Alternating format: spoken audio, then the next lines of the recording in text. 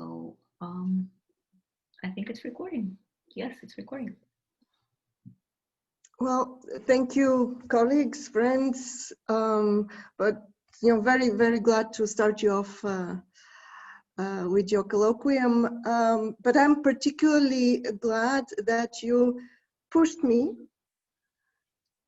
to rethink my terms, because I adopted them. I needed them, but it is really nice to rethink why certain categories are adopted and what kind of work they're doing, but also what kind of work we do not intend them to do and they might just start doing. I've been pressured to think also the danger of the terms I'm using. And there are two technical terms I use in my recent writing, and this is I speak about the meta crisis of capitalism. First, I spoke about the crisis of capitalism. And then my son, who studies physics, he was telling me about the metastable state. And then I said, that actually kind of expresses where I want to go with that. And so from the crisis of capitalism, the term became meta crisis of capitalism. I will talk about that, but then maybe also you can tell me what is misleading about that term as we come to discuss. And the other term I am appropriating and giving it, it's a meta term indeed. It is not a common term yet in the English language. It's precarity.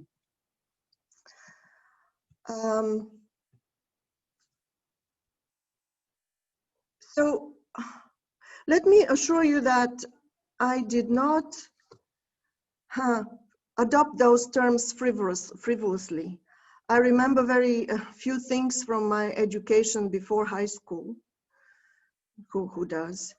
But one thing I distinctly remember at the time, and we're talking the 1970s in communist Bulgaria, it was fashionable to import words from English and use them instead of existing Bulgarian words. Say, repressia instead of насилие, konfrontacija instead of zbluzek. And I had this wonderful literature teacher, still remember her name, Anna Modikian, who insisted that this is done in bad taste. It is snobbery. So I assure you that I've been rather hesitant to adopt these strange terms, but I needed them. And to explain why I needed them, I need to tell you a bit about my overall project. In my work, I have come up with a plan for subverting capitalism without relying on the help of any utopia like communism or socialism or a revolution. And I'm saying we don't even need a crisis of capitalism in order to affect radical change. So let me come clean here and disclose what in my biography pushes my thinking in this way. I was exactly 20 years old when I joined in the winter of 1988 the first dissident club in Bulgaria, an organization with ecological agenda. I did not become a dissident consciously and deliberately. I actually joined an ecological movement thinking that this is what a good communist does. In the movement, there were prominent members of the Communist Party, prominent intellectuals at the time in Bulgaria. And only after I had signed a certain petition that started the movement as a protest against pollution in a city, I was told that this initiative did not have the blessing of the Communist Party. And this is how I inadvertently turned overnight from a good communist into a dissident. Now, I cannot speak for all of the dissidents. Well, there were a handful, but still we didn't know each other very well. But in my experience, the goal of our movement was not to replace socialism with capitalism. Back then, we were very much influenced by the thinking of Václav Havel, the playwright who was leader of the Czech dissident movement. So Havel claimed that these two socio-political systems, capitalism and state socialism, are incarnations of the same exploitative, alienating logic. Under state socialism, he claimed, as under capitalism, so they're very similar, people are afflicted by a condition he called samopohyb, which translates as self-waste. This particular sickness, this malaise, is called by our submission to the irrational momentum of anonymous, impersonal, and inhuman power. You know, the power of ideologies, systems, apparatus, bureaucracy, artificial languages, and political slogans. Further, Havel believed that these thoroughly ideological and often semantically confused categories, socialism and capitalism, have long since been beside the point, so useless. So I have come to believe back then, and I have not changed my position, from the very beginning of my intellectual awakening, that to structure the realm of our thinking through that dichotomy, communism versus capitalism, unduly constrains the imagination. Instead, we dissidents at the time aspired to end totalitarian socialism without embracing capitalism. And we did that without having any utopia in mind. The plan was that we were to fight against specific injustices. And as we did that, we might create a new form of society. So we focused on things like political oppression, the privileges of the ruling elite in a purportedly egalitarian society. There was this joke at the time that whiskey in the classless society, whiskey served only in first class. So these two particular convictions remained with me from those times. First, that we neither should be constrained by the binary choice, capitalism versus communism or socialism, nor seek to combine features of both as a solution, as was done under democratic capitalism after the Second World War in liberal democracies. And second, the second conviction that I have retained, and it is kind of clear in my writing, I hope, is that the alternative to capitalism and socialism can arise organically from radical struggles against the sources of injustice. But then I have a very peculiar definition of radicalism, which we can address later if we have time. So take, for example, the transition from feudalism to capitalism. It was done without any blueprint. In fact, the term capitalism was coined much later, about 100 years after the fact, sometime in the middle of the 19th century, when capitalism had established itself already as a social system. And then socialists in their criticism of the existing society labeled it capitalist. So we do not need to know in what direction we're moving on claiming, because, as I said, this comes directly from my experience with with the dissident movement in my native Bulgaria in the late 80s. So I believe that currently capitalist democracies find themselves in a very special moment of ripeness for change from within, what I call subverting capitalism, just like we were in the late 80s in Eastern Europe.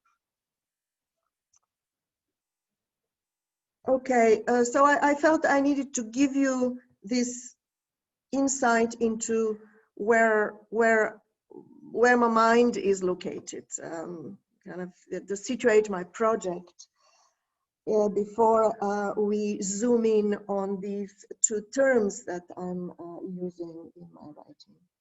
So, how about precarity?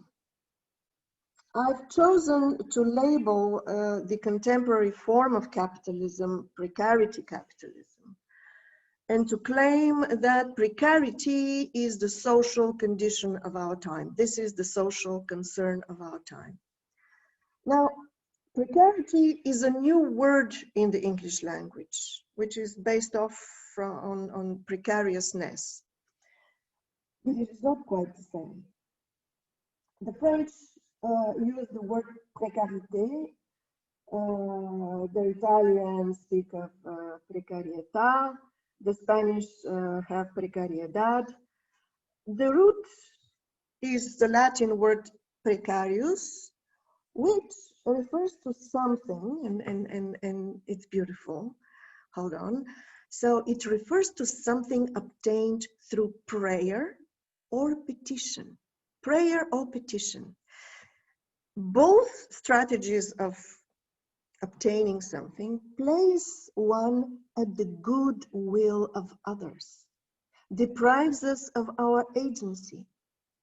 So the Oxford Dictionary dates the word precarity to the early 20th century. It defines it as the state of being precarious or uncertain. And then as a state of persistent insecurity with regard to employment or income. So there is this economic basis of the state of precarity. The Collins Dictionary lists precarity as a suggestive new word in 2017 with approval still pending.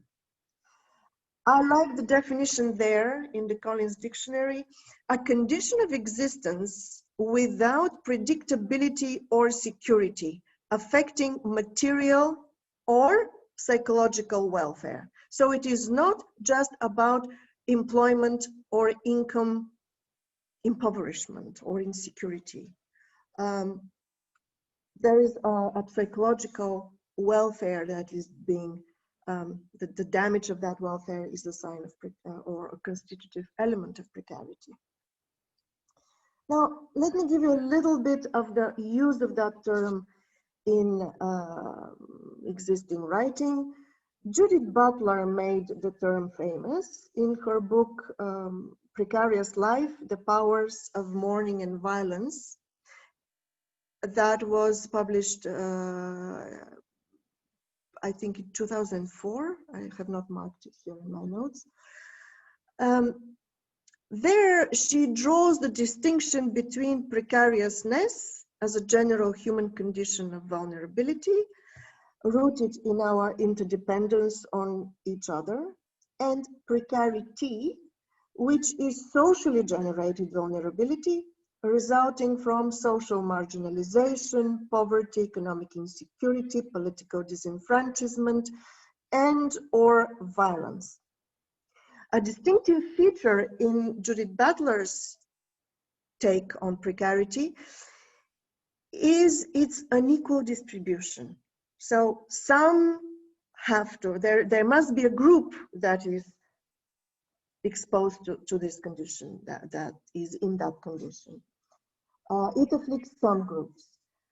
Guy Standing, the sociologist, speaks of a precarious class in this sense, a precariat, which is akin to the proletariat.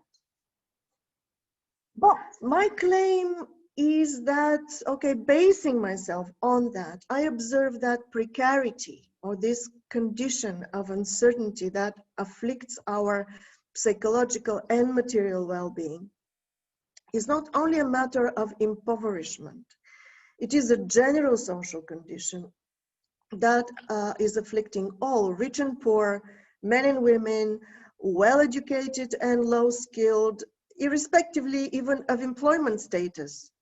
It is the anticipation of a job loss that can make one precarious. It is the experience of the stresses of a very terrible, very competitive job environment that can make us precarious because we're losing our mental health as a result of these pressures.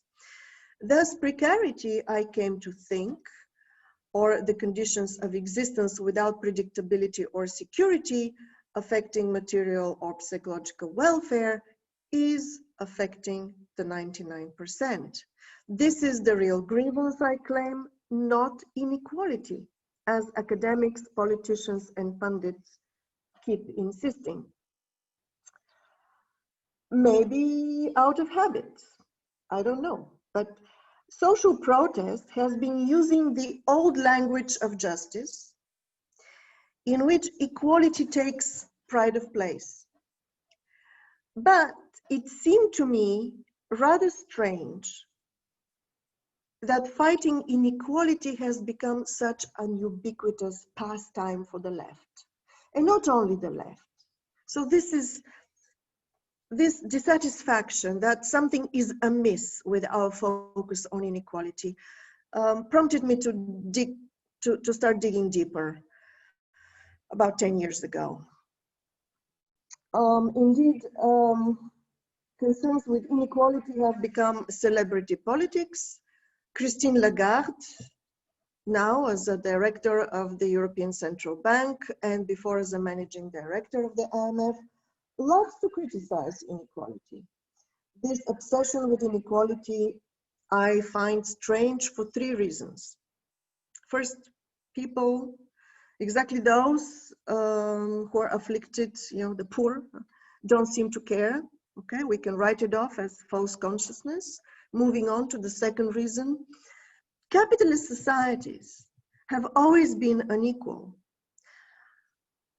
but inequality was never much of an issue. So the question is, why now? And the third reason, traditionally, the radical left has not aspired for equality. Well, take Marx. Marx did not endorse equality as the trademark of communism. Remember there, the principle of distributive justice is to each according to their needs, not equality. So my initial intuition was that Western societies were suffering from a malaise that had no name. And labeling this condition inequality is making us pass the wrong diagnosis of the current condition of the conundrum. However, inequality is a statistical fact. I'm not disputing that. It is a problem in many ways. But then the question to ask is,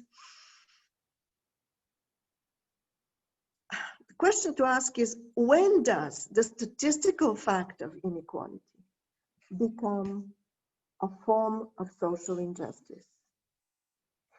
And the answer, to give it in a nutshell, the answer I found is inequality becomes a problem when people's lives are so destabilized that personal wealth becomes the only source of stability.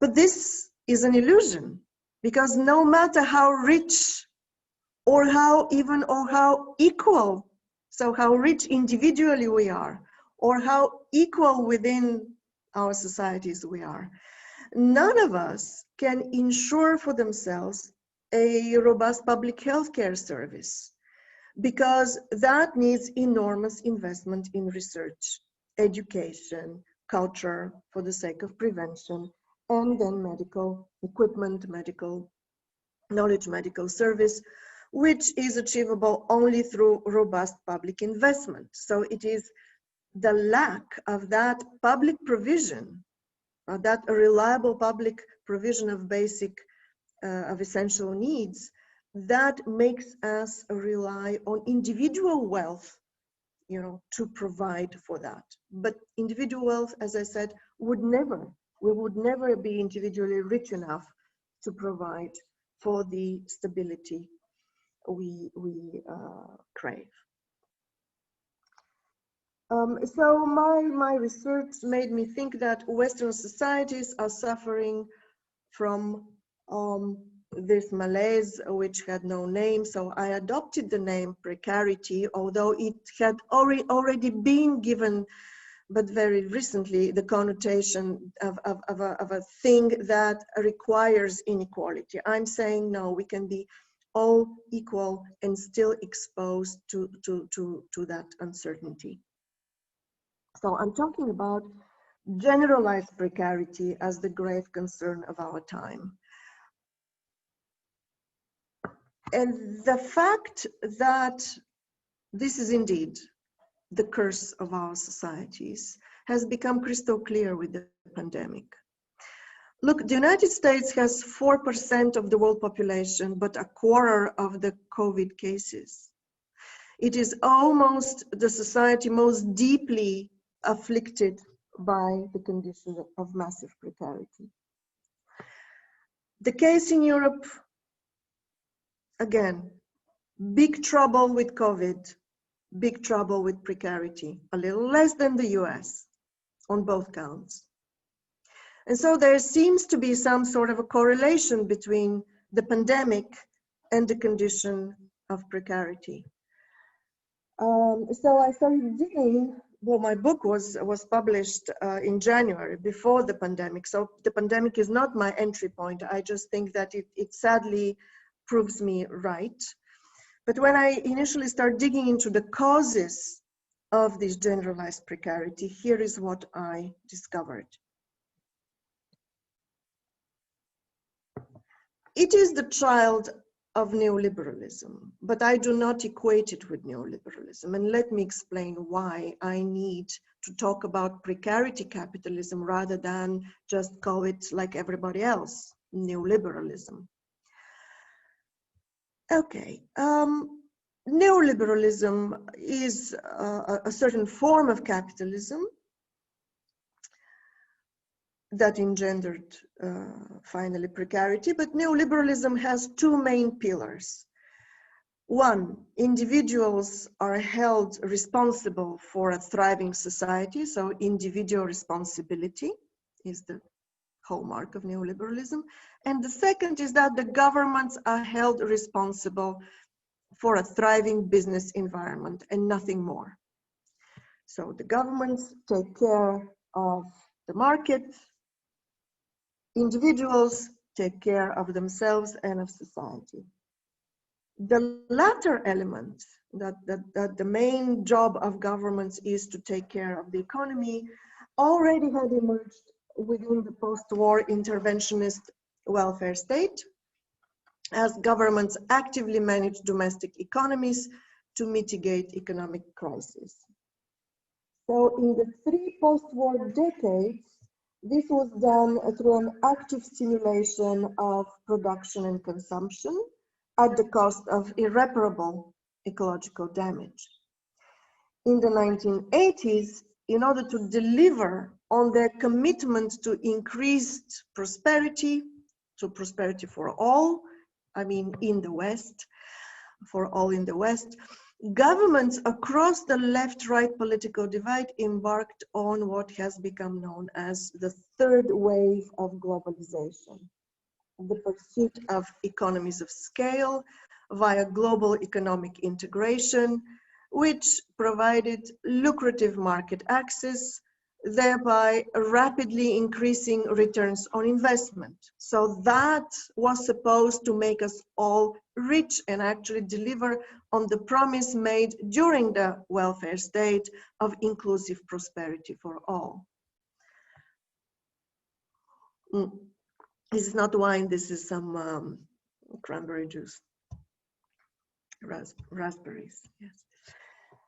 So the digitalization of the economy simplified this process, as this allowed businesses to attain global reach with minimal cross-border investment.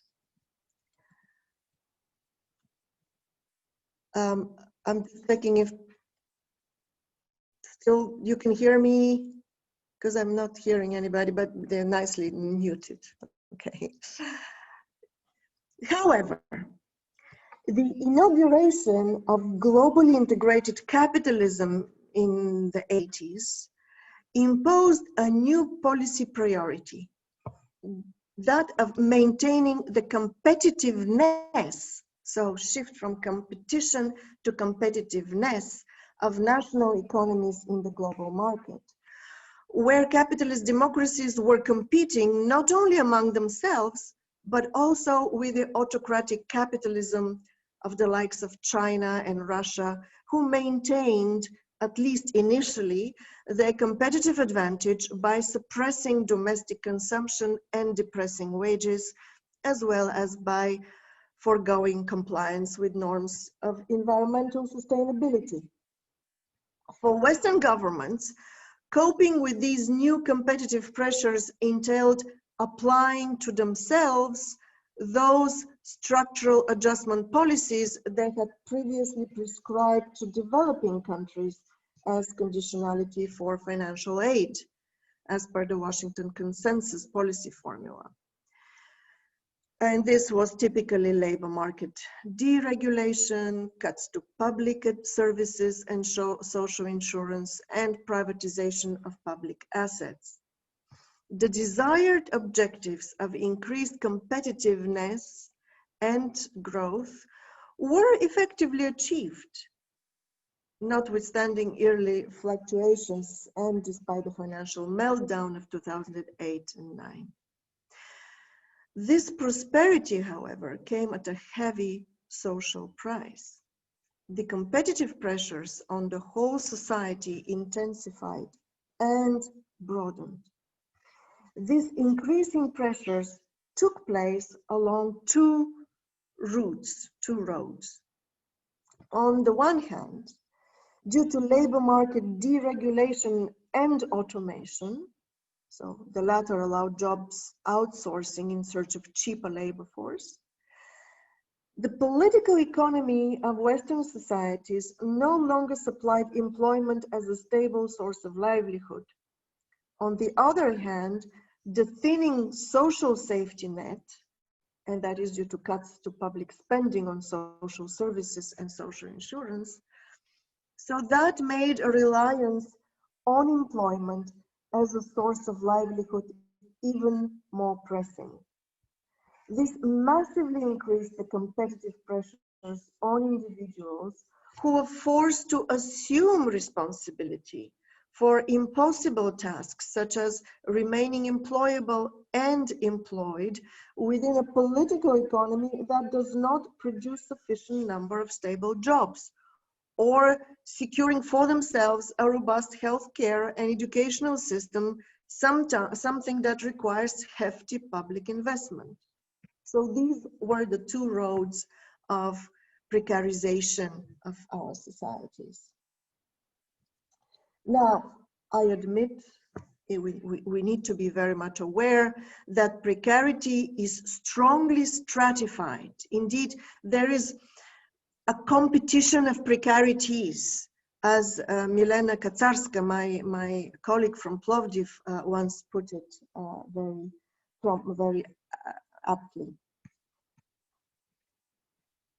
So surely there is a significant stratification within precarity, and indeed, especially when there is when precarity combines with impoverishment, this is very, very grave. But what is important to realize in order to, to fight the right fights is that the structural engine behind such conflicting experiences of injustice, as, let's say, on the one hand, the mental health crisis experienced by those trapped in the always-on economy, and these are the purported winners of capitalism, the purported winners of globalization.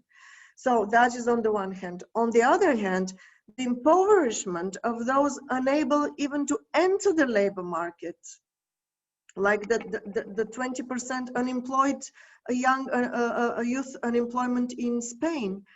So the losers of globalization, the structural engine behind those conflicting experiences of precarity is the same, and that is the increased competition within globally integrated capitalism.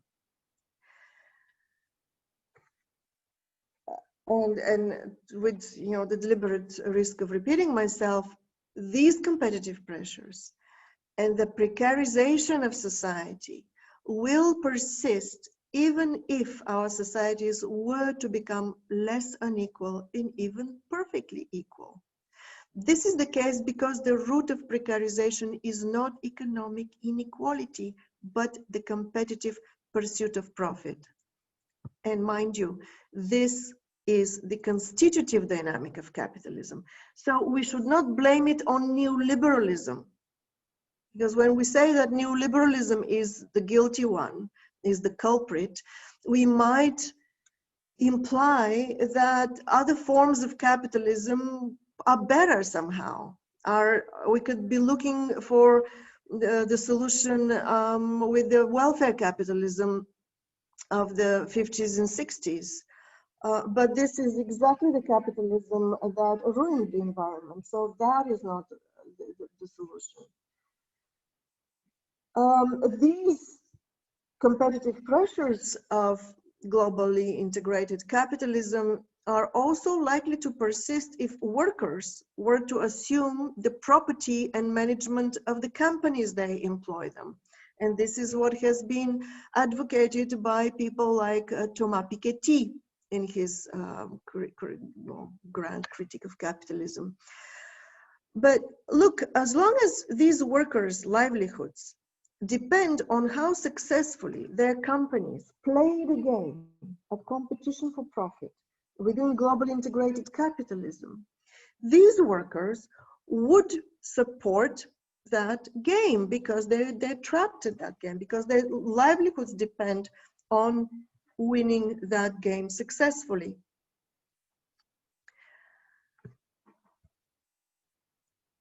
Okay. And this explains, I believe, the phenomenon of working class conservatism that we're seeing behind the Brexit vote, but behind also the Trump vote. It is this working class conservatism. If I have time, I could probably address that in more detail. At first in my writing, I was using the critique, I was using the term neoliberal capitalism as being the culprit of this situation. But the label was no longer fit for analysis. For example, neoliberalism is marked by a hands-off approach of the state to the economy, right? Leave it to the market. However, the state, at least since the turn of the century, or public authority, the EU, states, member states of the European Union, the US as a federal state. So public authority has been actively intervening to help hand-picked companies. So we're not even talking about the industrial policy of the old welfare state. We're talking about intervening to help the hand-picked companies. One of the first instances of this open political endorsement of national champions that marks precarity capitalism, and that's not a feature of neoliberalism. It was, so the first instance I give this example in my book is the politically managed deal Bill Clinton arranged, the access of the mobile technology company Qualcomm to the Chinese market.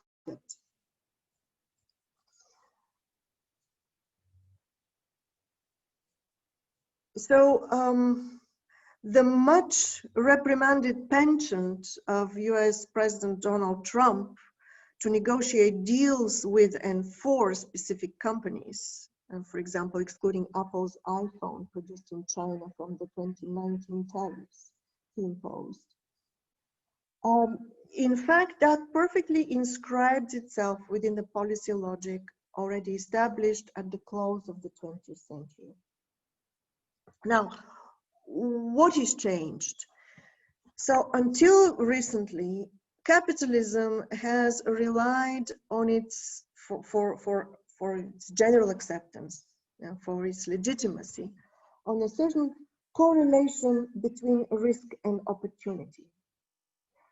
The story goes, you risk your capital, you risk your time, you risk your efforts, and you're rewarded with profits. So risk and opportunity for profit were correlated for every participant. At least that's the ideal case. But in the early 20th century, public authorities started to actively aggregate the opportunities to these companies which already had a competitive advantage, who were positioned in the global economy to reap the benefits of the economies of scale. So public authorities started actively supporting those companies and to pile the risk onto the small fish, onto society. That resulted in a massive increase of competitive pressures that generated precarity. So what I'm suggesting is that under the new liberal form of capitalism, the state economy relation is hands-off, leave it to the market. In the new form, the state economy relation is different. It is helping the powerful economic actors, helping those who can secure, who can enhance the competitiveness of national economies in the global market, because it is not competition, but competitiveness that is the value. And there is a second great difference between neoliberal capitalism and the new form I'm analyzing. And this is how, on the level of personal motivation to participate. The current form is motivation by fear. The previous form, the motivation was opportunity. So neoliberal capitalism draws its legitimacy from a notion of individual self-reliance in chasing exciting opportunities. Luc Boltanski and Yves Chiapello have described that in a book that came in the late 90s. They call that the new spirit of capitalism. So it is capitalism with a sex appeal that seduces us with the promise of opportunities, with the promise of that we can sit by the swimming pool and write our books and manage our investments, our stock portfolio. So the capitalism has lost its sex appeal because currently it motivates exclusively by fear, and not only the losers of globalization, also the winners of globalization. I will come back to that. How much time do I still have? Well, we have until 2:30, so we still have 46 minutes. But interrupt me whenever you think that we have enough stuff to discuss. My plan is to exhaust this issue of precarity. Why precarity? And then only briefly touch on the meta crisis, because there's, as you'll see, there is a logical connection. So let me go for another 10 or 15 minutes. Is that okay? I was wondering maybe if you could take some questions and comments, like one round of remarks. Already? Fine? That's fine. whether maybe people have some. Let's stop here and talk. Yeah. And then we'll have round two. Great. So I see. I just want to add, because I said that there are three features of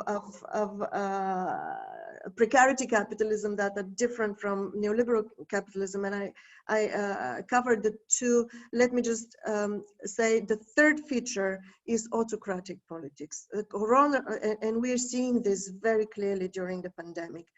The corollary to the precarization of society is the increased autocratic style of the state's response. And it makes sense because the state is supposedly only there to take care of the economy. It is not there to take care of society. So to social disintegration, to the massive precariousness that causes crime and destitution, the state responds with security measures, from criminalization of poverty to extending the police's domain of operation to curbing migration. So these are the three features of precarity capitalism that are not, that are missing from neoliberal capitalism. All right, let me stop here and over to you. Great, thank you so much.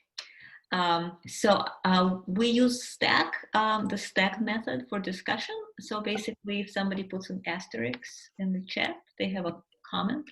And if somebody has two, then they have a direct response to something that was just mentioned. So they get to jump the line. And I see that Jess is saying, Professor Asmanova, I think your microphone might be at the front of your computer, because when you put your hands down, you muffle yourself. Yeah, I noticed the change a little bit. Really? I have no idea. It's a new computer. We can still. I know you were asking at the beginning about the camera and stuff, and I was helping you with it. So I just wanted to let you know, I think when you put your hands down on your computer or something, it muffles the sound, and then when you lift it up, suddenly we could hear you again. So I'm not sure where it is, but I just was trying to help. Whoa, my computer is far away from me. So my hands are not on it. Okay, I have no idea. Good to know. So I'll keep my hands. I gesticulate a lot. So sorry. Yeah. Good. Okay.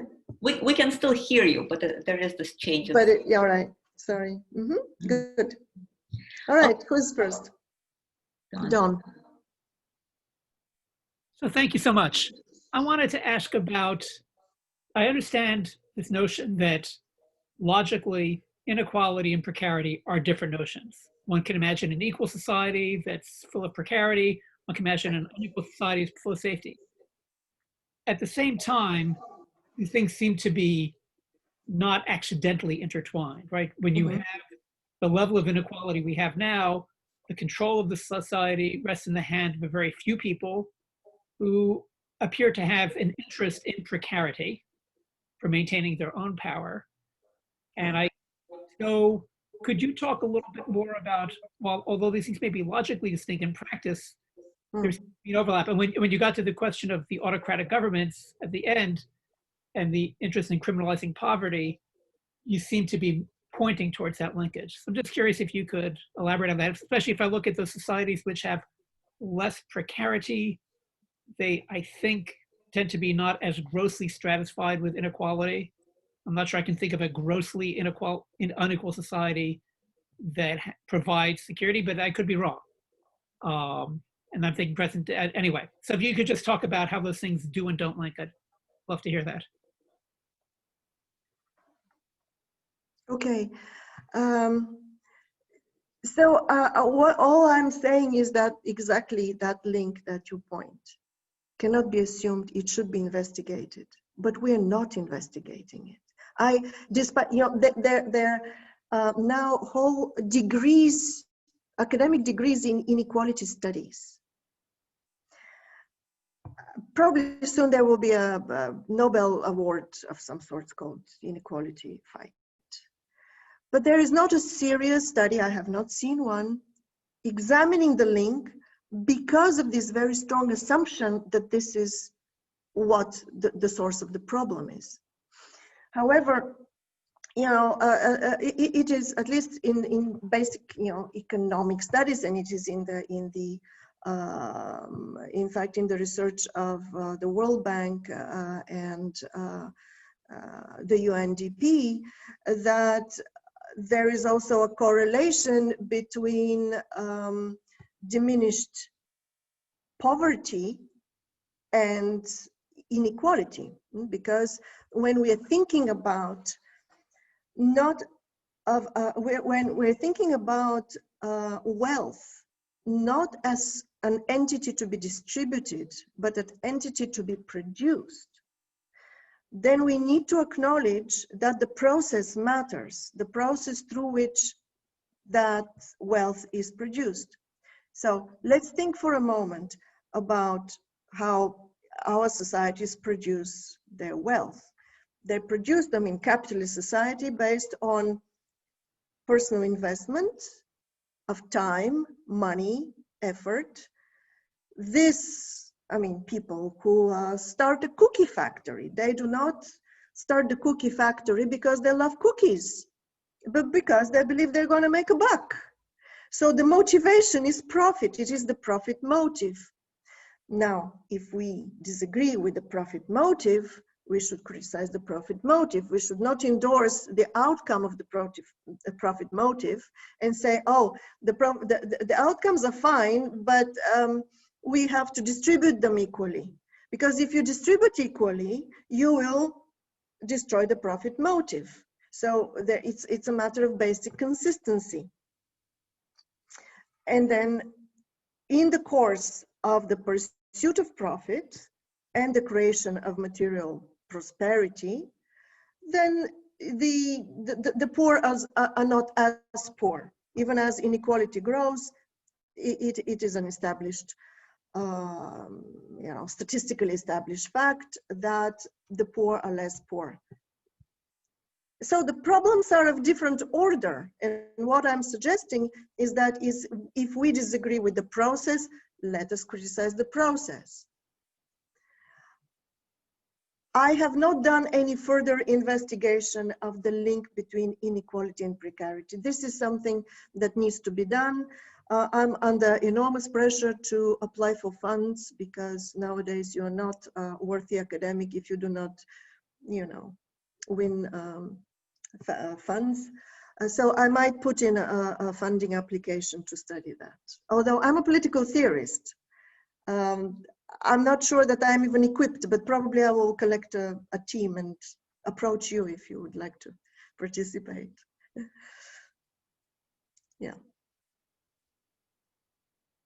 This is my answer. I cannot answer this any better than this. I mean, I think there's a case to be made that the profit motive is actually underlying both phenomena.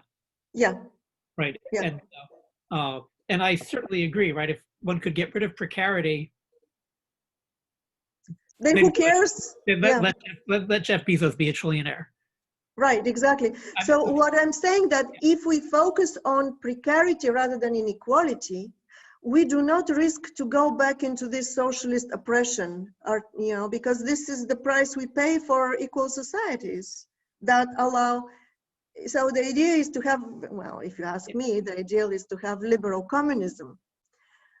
So to have such robust provision of the basic needs of people that inequality would not matter, to make it irrelevant rather than non-existent.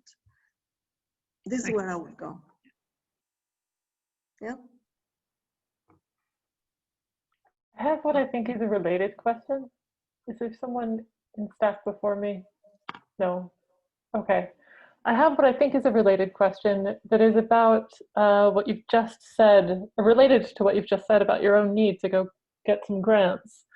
So we talk, this may be a self-serving question, but we talk all the time about the neoliberal university and how the university itself has become a kind of neoliberal institution, that it operates on business logics, and it's easy to diagnose all of the problems associated with that. At the same time, I think within the context of the university, it's so, and thank you so much for joining us today, by the way, this is really wonderful. But it's so easy to see exactly what you're saying from within the context of the university, where so many of us are writing from privileged positions, while at the same time, you know, like even those among us who are tenured, I think, at least of a certain generation, are constantly under threat of, you know, some kind of precarity in one way or another. But I'm wondering about the profit motive, and I'm wondering about how to speak about institutions like universities that are not for profit, but are nevertheless subject to similar kinds of logics and regimes. In other words, I guess it's just a question about language. Do we keep talking about the university or academia as neoliberal institutions, or is there some other language that is better suited? Okay. My fear is that when we drop capitalism from the formulation, we kind of tacitly say, oh, capitalism is okay. It is just neoliberalism, as if neoliberalism and capitalism are different things. So we should, to start with, always say neoliberal capitalism, at least. And then clarify that neoliberalism has extended the logic of the profit motive to its extremes, so that we're not endorsing you know, a little bit of a softer form, because we've tried the softer forms. They destroyed the environment, that softer form. Okay, so something about the profit motive that I've been thinking. Now, economic growth in itself, it's not the problem. And profit in itself is not the problem. I mean, of course, remember the market societies at the dawn of capitalism. Of course, I will not be motivated to very much to produce anything at a loss. I would go for profit. But Marx speaks of the motive. It is not about profit itself, it is the profit motive. It's the motivation of economic activity through the pursuit of profit. So this is very important nuance, that we can run the economy on market principles,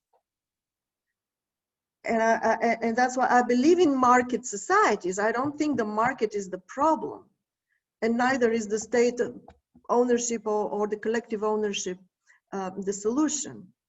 I think the market is okay as long as we as society do not fall into, you know, the dominance of the profit motive, and this can be done through, you know, public policy. That's really helpful. Thank you.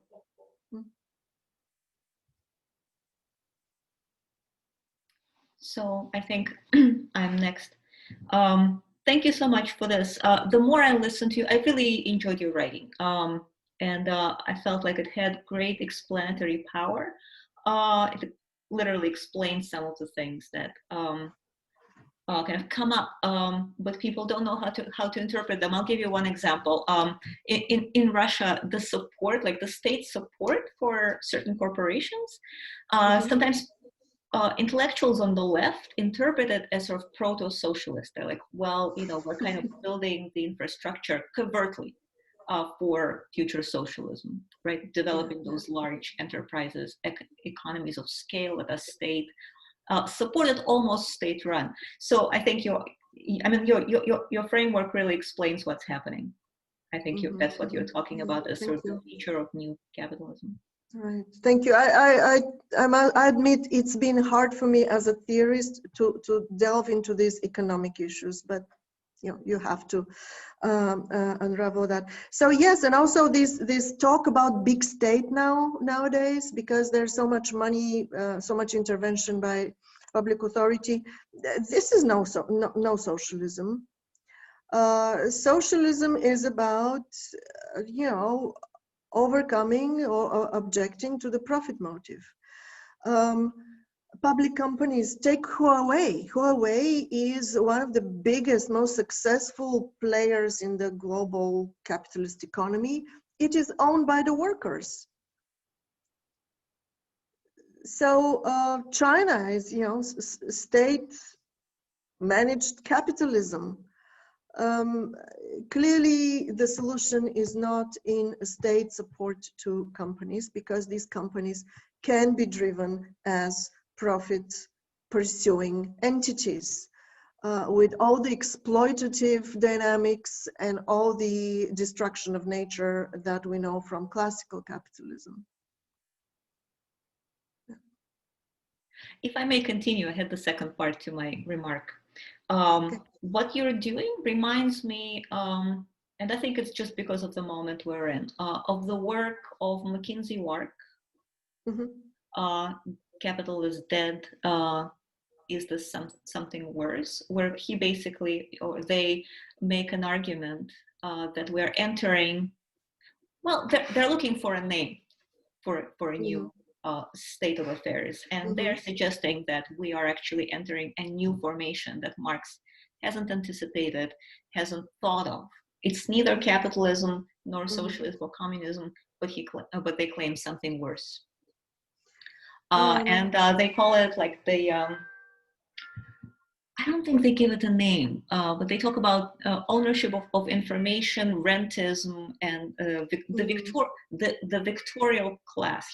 They talk about the victorial class as being sort of the new ruling class that is in struggle with the old ruling class. So, and Jody Dean develops an idea about neo-feudalism. Right, neo-feudalism. No, I think these are very on the point, very good studies. I totally support what they're saying. I just give it a name, precarity capitalism. It doesn't matter really what we call it. I do not think that it is not a capitalist, because I define I'm a Marxist in that sense. I define capitalism through what I call its constitutive principle, and this is the pursuit of profit. As long as society is subjected, committed to that purpose, it is capitalism. Even if there is no private property of the means of production, if that entity plays the game of competitive pursuit of profit, it's capitalist. And I can find proof in Marx on that. I really believe that this is, when he talks about, his analysis is centered on commodity production, but this is exactly the process of commodity production. It is enabled by the private ownership of the means of production, but the essence is goods produced for market exchange in order to make profit. So it is the pursuit of profit that is at the center, that is definitional of capitalism according to Marx.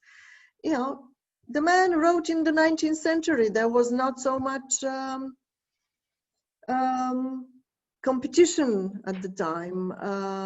So because of the very clear ownership structures, reduced competition among the entities. Now, because that ownership structure is very nebulous, not nebulous, what is the word? It's not very clear. I mean, with these publicly listed companies, we're all owning them through our pension funds. Everybody's a capitalist. So because we are no longer nobody is, on the one hand, everybody is engaged in the pursuit of profit through these publicly listed companies that are running our pension funds. And because the ownership structure no longer securely shelters people from these competitive pressures. So that exposes everybody to this competition. So I still think it is very much capitalism. Okay, Rob. I'm jumping in. Hi there, thank you so much for this. I really love the anti-capital article. I thought it was razor sharp. I wanted it to go on longer. So my question is really about the end of that article. This notion of subversion that you come up with. I'm really interested in the idea of subverting capitalism, how this relates to struggle, how this fits in with sort of traditional versions of Marxism, how is this different? Yeah. Sorry, can you repeat your last sentence? How is it different? Yeah, how do you see this version of subversion relating to more traditional Marxist? Yeah. Okay, I have a short answer to you. Read my book, but I'll give you an answer. So subversion. Subversion is alternative to the Marxian way of ending capitalism. In Marx, capitalism ends in two ways: through revolution, and the revolution that proceeds with the expropriation of private property.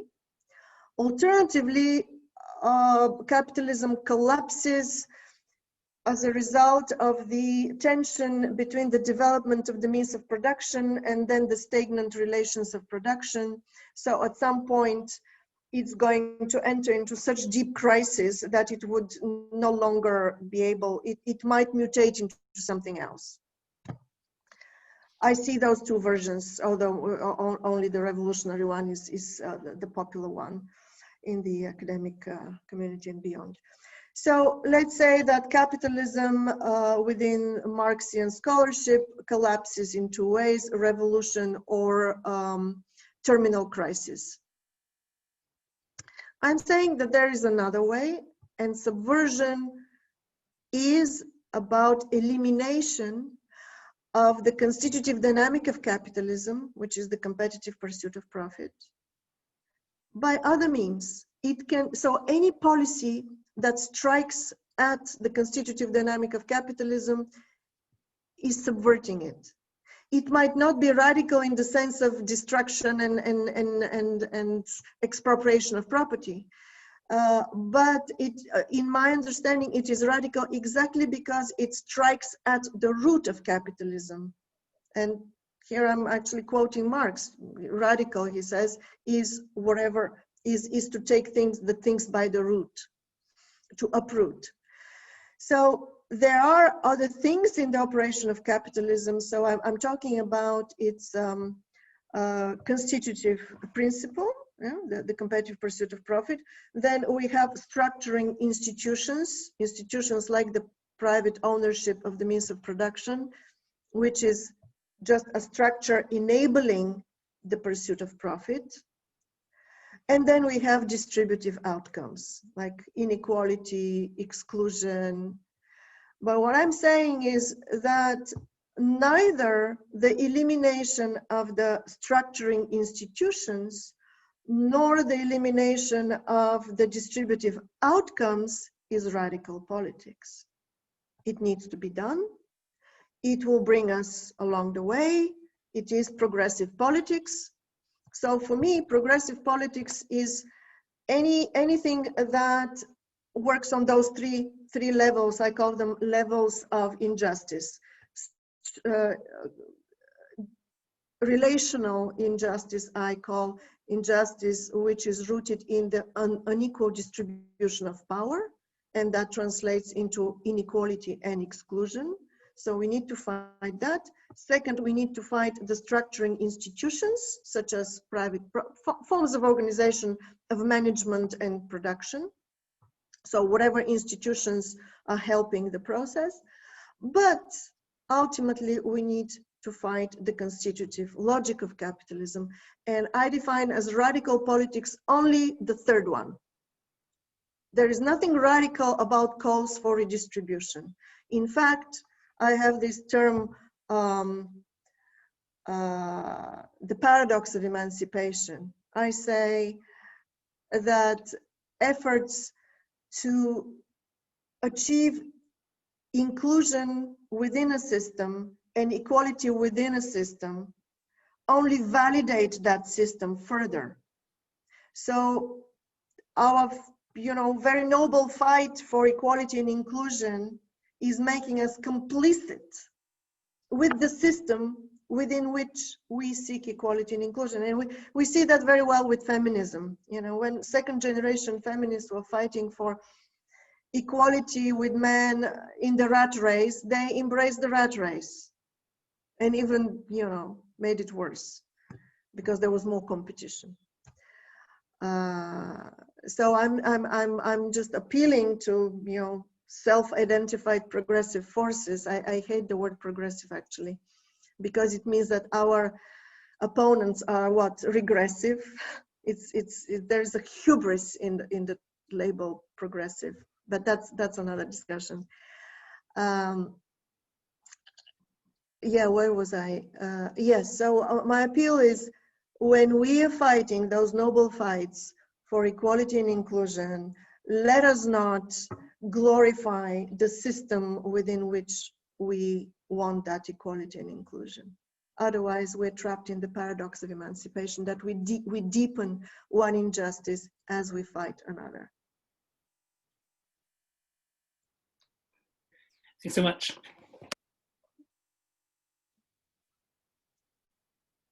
Anyone else? Easel? You're muted. Yeah, thank you so much for joining us here. I really enjoyed the readings that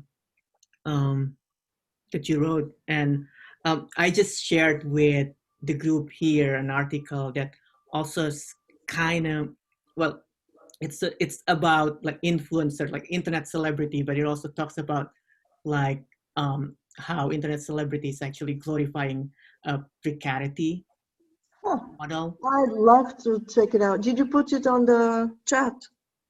Oh yeah, I will put it on the chat. I mean, Oh, please do. All right. yes. So so in that article, they mentioned something about like how the term precarity has been overused, and so they also think that to a certain extent that it conflates the struggles between the Uber work offer with the kind of more prestigious sort of position like artists or new media entrepreneurs. So I'm just wondering like your Yeah. take on this. Yeah. Again, two answers. Read my book. Okay. The book. So in the book, the solution is, but I'll give you a solution. Mhm. So there, I'm saying that, you know, the big question of our time is, economically speaking, is about voluntary versus forced flexibility. So voluntary flexibility gives you the, you know, the freedom of control of your life, of, you know, accepting this job or that job. So that flexibility is wonderful. That is not precarity. As long as it is voluntary flexibility, it is very welcome. And I have a whole plan. I make a big deal out of the conditions for voluntary entry and exit from the labor market. Yeah. And yeah, so I have a big plan on how to increase the voluntary nature of that. Okay. Yeah. Thank you. But indeed, there is a danger. We need to be very careful, you know, not to dismiss the real grievances of the people who are in the lowest step of the precaritization stratification, right? Mm-hmm. Yeah, I admit that it's a problem. Yeah. And as every term, you know, every term can be hijacked for nefarious purposes. Look what happened with communism. It was hijacked. 68 was hijacked.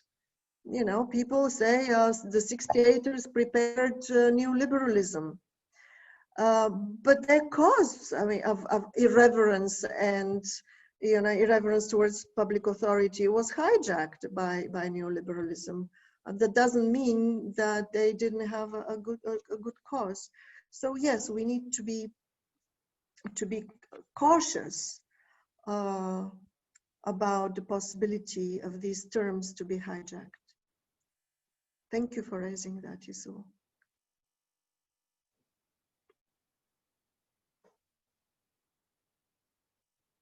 I just posted the article that Isol mentioned. Okay. So you could check it out later. Thanks, Yeah. Ala. Yeah, to the chat.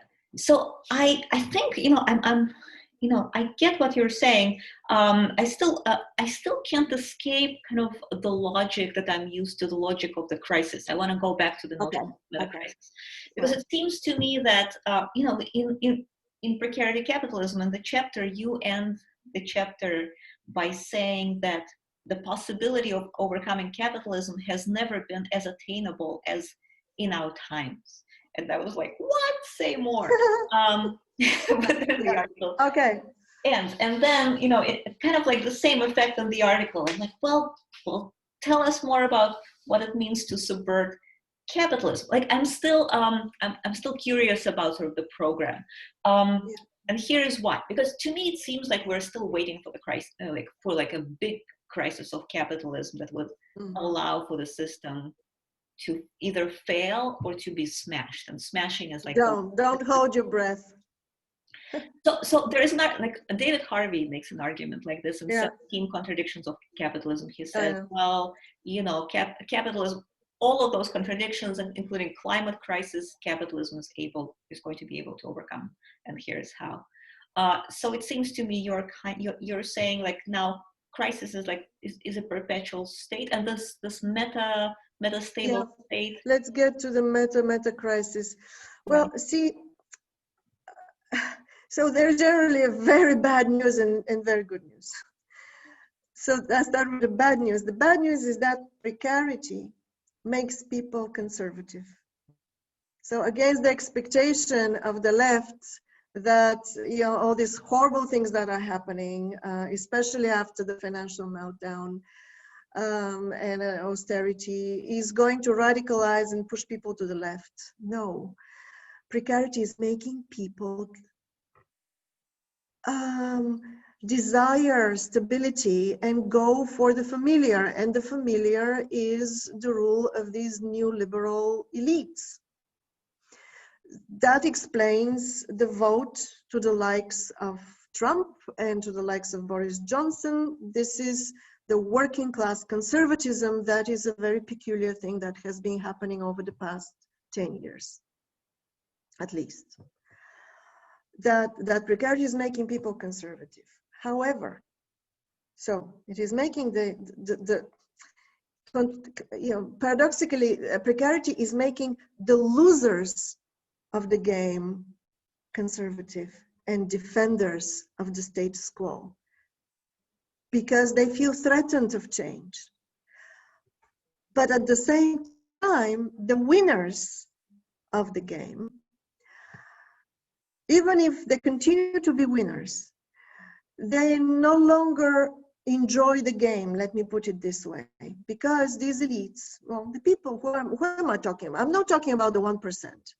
I'm talking about the upper middle class professionals who are trapped in the always on economy. Even if they have good jobs, well-paid jobs, they're also socialized socialized, educated in a way to value a different type of life, with more leisure, more culture, family life, friends, travel. It's a different life that they value. And this was already observed by Joseph Schumpeter in the 40s, saying, people are educated to value this kind of life. But the winners in the competitive game, so the price that they're paying in order to be winners is to live a life they don't value. So it is a new situation that the winners in the game of capitalism consciously alienated of capitalism, not theoretically like Marx had it. It's so. My hope is that once this game is no longer supported by the winners in the game, it is going to no longer be sustainable. This is actually my insight, to call it that. And here is the proof that something like this is going on. take the European Green Deal. Are you familiar with that? So the European Commission, the new European Commission, which comes from the center right, so it's the Christian Democratic parties mostly represented in that. They're pushing for the European Green Deal, and that Green Deal has also a strong social dimension.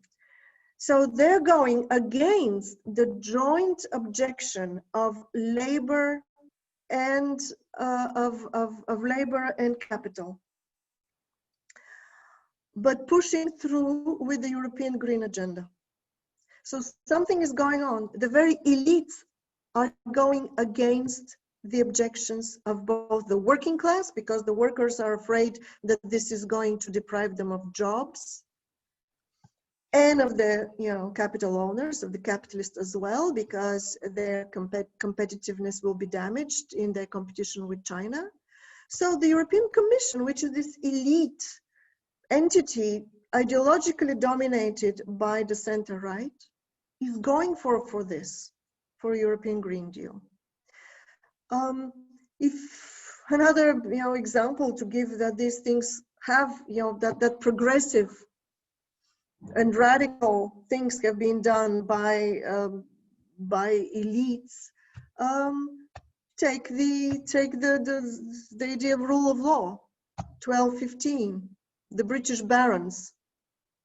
Well, of course they were acting in their own interest, but in order to make sure that those things are inalienable, that they're not personal favors, that they're secured, they had to phrase them in universal terms and with historic consequences. So what I'm saying is not that I believe in elite policy making, but I believe that under our pressure, under civil society pressure, we could push for policy changes in the direction what I call radical politics, against the competitive pressures of global capitalism. And we do not need to wait for to enact that with the democratic vote. Actually, this is not in the book, but this is in my recent writing. There I align with Rosa Luxemburg and those early 20th century socialists who ridiculed the social democrats' belief in democratic politics. Rosa Luxemburg has this beautiful text saying, yeah, and what are we all going to put it to the democratic vote and have a nice discussion, and then everybody is going to say, oh yeah, let's give up capitalism and move on to something better. To the extent that the workers' interest is in the short-term health of capitalism, the democratic vote is not going to deliver radical politics. I have no illusions about that.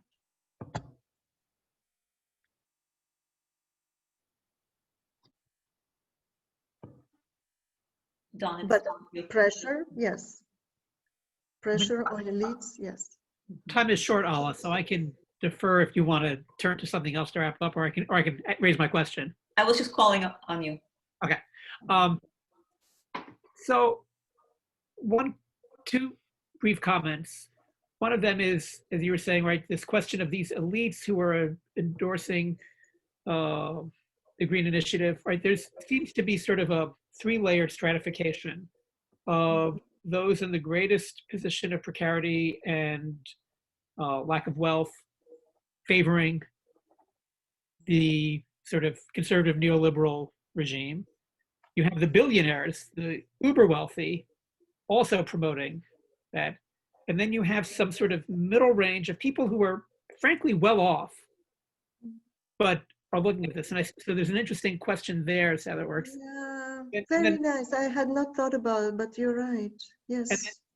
And so, and then the other question I have, though, you were also talking about how there's this, right, the elites who are favoring these things and talking about the rule of law. I'm wondering if you have anything to say about Hernando de Soto. He had his book many years ago, right, The Mystery of Capital. And de Soto's argument, as I recall, I read this a long time ago, was that capital, the roots of capital are actually in the rule of law, in the sense that you have clear and reliable ownership of property. And without that, capital is meaningless. And so there's an interesting intersection of those who are seeking to perpetuate the neoliberal order are actually, there's a tension with the tendency towards autocracy and government picking winners, because then you're ceding control. And I'm not sure where that goes, but there seems to be some interesting interplay there. Very well indeed. Tension with that. So to me, yes, so the rule of law, or or the nominally free labor contract, things like this, these are the structuring institutions. Yeah, so they enable capitalism to run its game smoothly. So indeed, these capitalists would not have it, this autocratic, arbitrary rule. About predictability. Yeah. Unless you're so powerful that you can control the game yourself. Yeah. Yes, but nobody is. Yeah. Yeah. So it doesn't work. So you're saying that opposition to the current setup can come also from the typical Financial Times readers. The Financial Times, if you look at their articles, they're criticizing neoliberalism because it is no longer good capitalism, right? And I think that can also be, why you see this stratification, right? If you're worth $1 billion and more, there's basically nothing society can do to you, right? So yeah, the rules change, whatever. You create the environment. Yeah, right. And if you're in this sort of middle range, you sort of like, absolutely. Well, I could lose this, right? I've made it, right, but I could lose it if the predictability isn't there. So yeah, so the Financial Times reader is a good image. Yeah. All right, I'm taking a note of that, and if I use this bit, I will reference it to you. Yep, done. Spectre, right. And please make sure all of you, let's email me so as we're in touch. Yeah. I'll pick your minds. Next. Albina, $1 million question. What would a liberal communism look like? I just have to say, really? A capitalist way to frame your question? Well, okay, so a liberal communism, this is what we wanted at the time. It would not, it would combine the cultural liberalism, some dose of economic liberalism once, the commons are protected, once everything, the essentials of life are secured without the profit motive, then you can allow, some sort of enterprise, private property. Actually, if you read the Communist Manifesto, Marx was saying that private property will be part of communism. What he wanted to eradicate is bourgeois property, of the means of production. So personal property is okay. So I don't know if that answers, but like Marx, I think Marx was pressured by Engels to write the Communist Manifesto. Marx believed in critique of capitalism, not in designing blueprints. And this is where I really prefer to stay.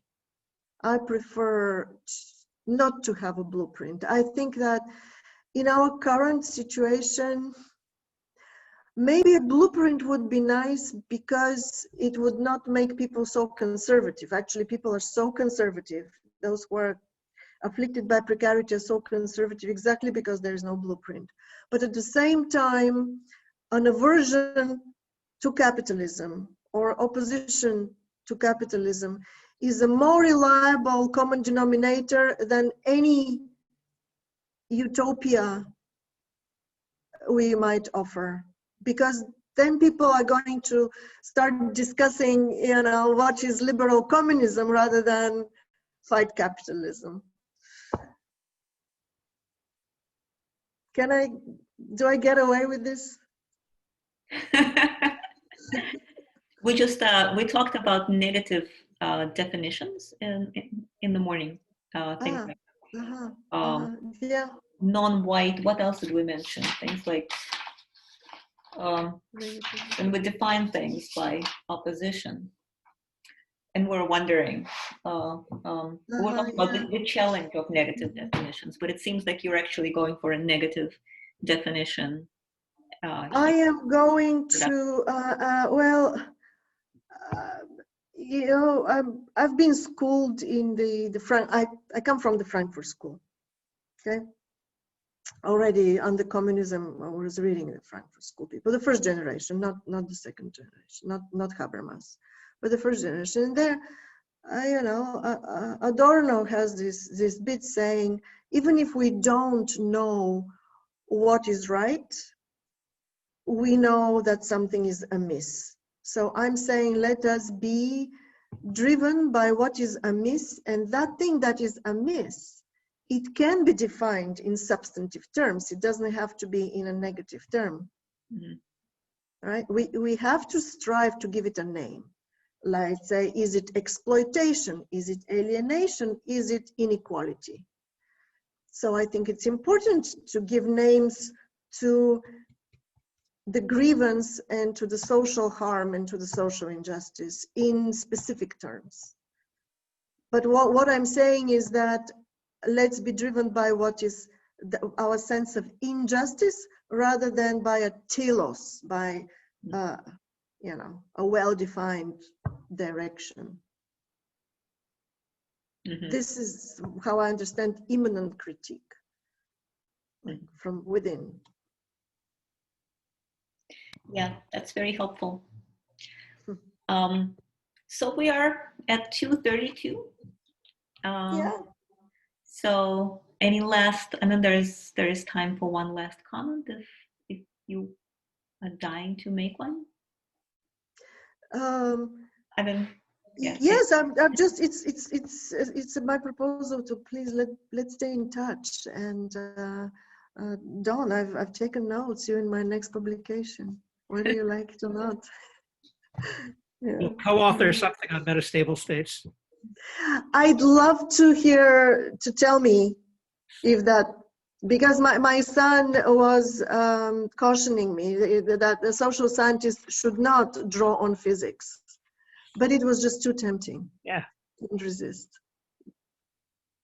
So we have another talk. You tell me how wrong I am. I'm always happy to see metaphors leap from one place to another. Yeah. Okay. So, I mean, it's important to get them right, but I mean, I will say that it's not a metaphor that made me cringe. It's a metaphor that I could see that working. I'd have to think through it more carefully, but it was not obviously problematic, which oftentimes these things are. Okay, thank you. I'll look at it a little more carefully and maybe send you something. Please, yes, because I really want to capture that thing that our societies are in agitation, in inflammation, but don't have sufficient energy to exit that state, and yet they're not in a calm state. So I think that's what I get, that middle stage between neither excited nor calm state. I mean, I think the main thing is that the metastable state in physics, it's not going to stay there. It's not permanent, but it's not necessarily agitated. It would need agitation. So I'll try to write something up. Okay. And if you don't hear from me after a little bit, our semester's about to start, just ping me and say, you promised me this, and then I'll sit down and I'll write it. Okay, I will chase you. Yeah, please do. All right. Well, thank you so much. Thank you, guys. Thank you so much for joining us. Normally we would wine and dine you and have you I'll here, go have a glass of wine now. All right. You, I think. Well, good. Yeah, so be well, and we'll be in touch. We shall. Mm-hmm. Thank you, Ella. Thank you all. Thank you so much, Alana. Thank you. This was great. Thank you. And let's take a break and convene in a couple minutes. Okay, I'm exiting now. Yep. Bye. All right. Bye. Bye. Bye.